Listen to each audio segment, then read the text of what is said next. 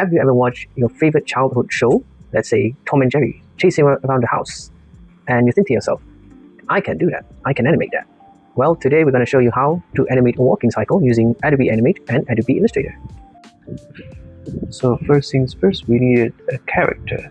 I can always use characters like Tom and Jerry, but then again, those are intellectual properties, so I want something original.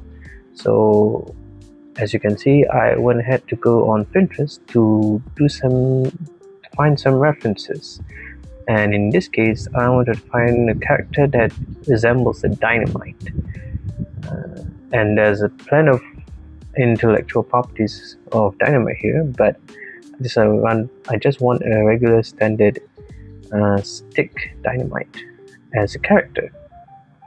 So here, as you can see, is a time lapse of how I create my character dynamite. It's just mostly using tracing and pen tool.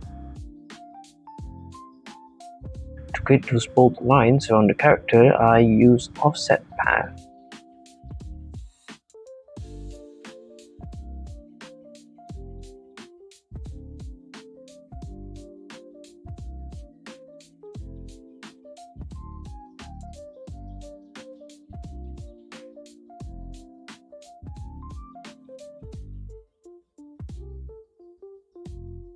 So after we created our character dynamite here, I wanted to create the running frames. So the first thing I would do is to go to Google and search for running cycle animation frames.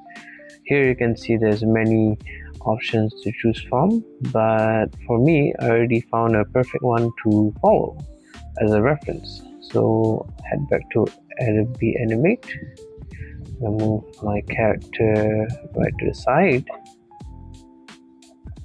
and this is the reference that we're going to use. In this process, I trace each 8 frames of the running cycle based on my character dynamite. So every hand and every foot placement is important to follow the reference, because if not, it will not look seamless.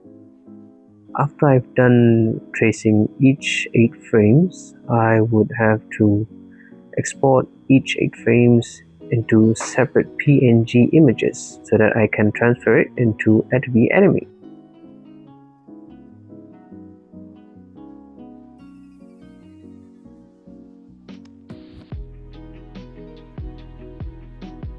After you export every single frame, you open your Adobe Animate and try to open for Full HD 1920 by 1080 to bring your characters to life. You have to drag frame 1 of your character and put it into the main stage. Once that's done, you have to convert the frame, turn it into a symbol, and when you double click your symbol, it will lead you to the symbol editing mode. Once you're there, you can input every single frame that you've exported into the timeline.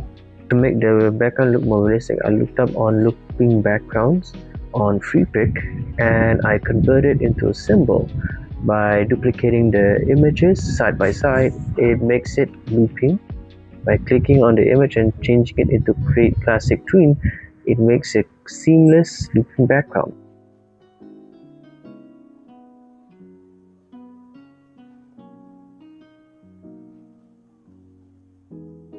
And there you have it, a nice seamless walking cycle animation.